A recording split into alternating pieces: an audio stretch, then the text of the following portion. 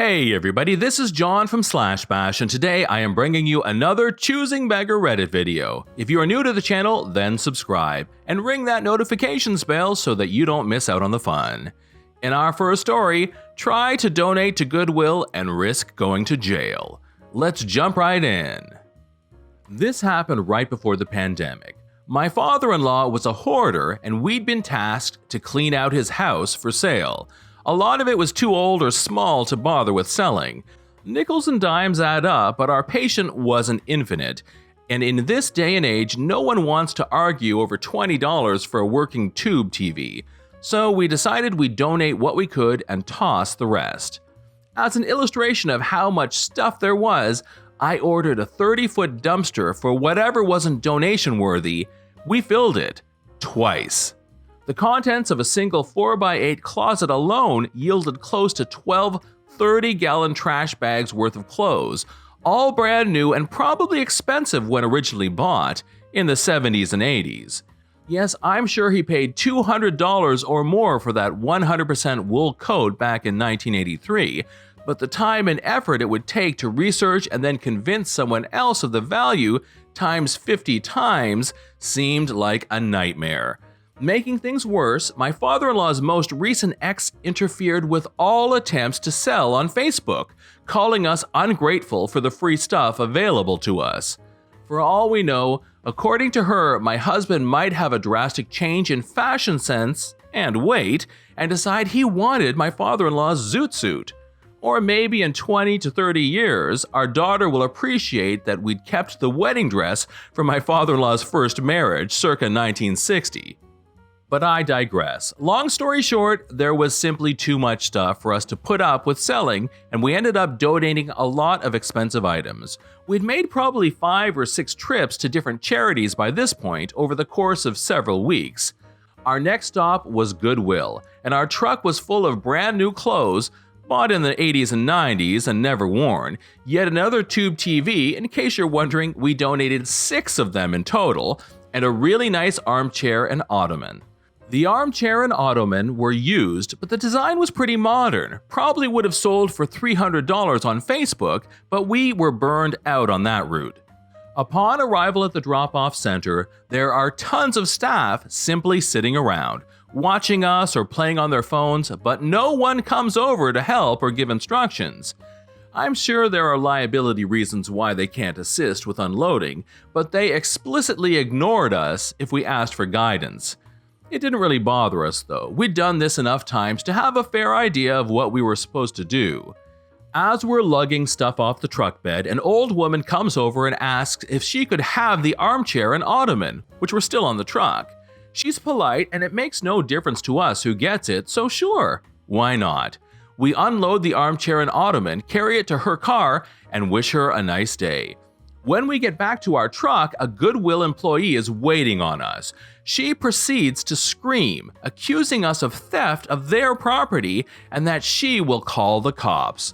Apparently, according to her, the instant we arrived in their parking lot, everything in our truck bed became property of Goodwill, and by giving it to the old lady, we were participating in theft. I'm so flabbergasted that I don't even have a response.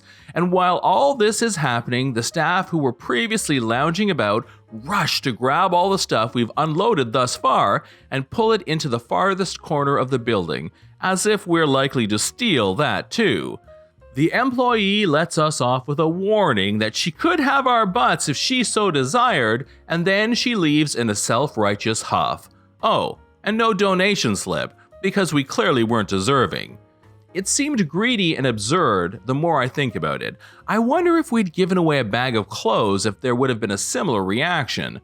Or was the employee upset because they'd lost out on something they could have made a good sale off of? Here's an edit to clarify. One bag of clothes had items in aggregate probably worth the same amount or more than the furniture. We gave them over 6 bags. After the fact, I contacted Goodwill's HQ to see if the woman's claims were true.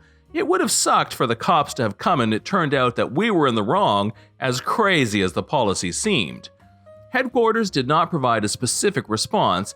other than that each region is independently run, so they had no responsibility over our experience at this particular location. They did apologize for the event, but that's not a definite answer about their policy. Nevertheless, I maintain that the employee was full of it. Maybe if we had unloaded the furniture and placed it into their building, I could see the argument, but I wouldn't think so if it was still on our vehicle. It wasn't in Goodwill's custody, so how could it belong to them? But I'm not a lawyer, so what do I know? End of story, we don't donate to that Goodwill location anymore. I wish there was a more spiteful, satisfying ending, but no such thing. Just a ridiculous story about giving stuff away for free and getting accused of being thieves in return. In story 2, one of Sweden's biggest production companies is a choosing beggar. One of Sweden's biggest production companies that produces Swedish Idol, Talent, and other big shows contacted a small family business asking them to cater the recordings. They're recording the Swedish version of The Masked Singer and stated that they needed 150 sandwiches per day over a 9-day period, bringing the total to 1,350 sandwiches. They wanted the family business that's currently struggling like all restaurants due to the pandemic to sponsor the event, stating, "Unfortunately, we cannot promote your product on TV, but we do have 5 lovely hosts and 120 staff working in the production that will enjoy your sandwiches, so you will get some promotion in that way instead." Continuing that your packages might be seen in some of our hosts' social media if they post something from their dressing rooms, but it's nothing we can guarantee or promise. In the article, the owner of the restaurant says that if they accepted, they would have to close their restaurant for a few days to manage the orders, all for no money. The article ends with the manager of the production company saying, "We have made an error here. We have many people who are working in the production. This has got to be some kind of choosing beggar record, right?" In story 3, a choosing beggar acquaintance takes advantage of their friend's goodwill. I'm changing the details because I don't want this person to be recognized. A few years ago, I belonged to this local hobby group on Facebook. One of the members was this woman who was constantly bemoaning her bad luck, how she had no money, she was struggling while attending school, etc.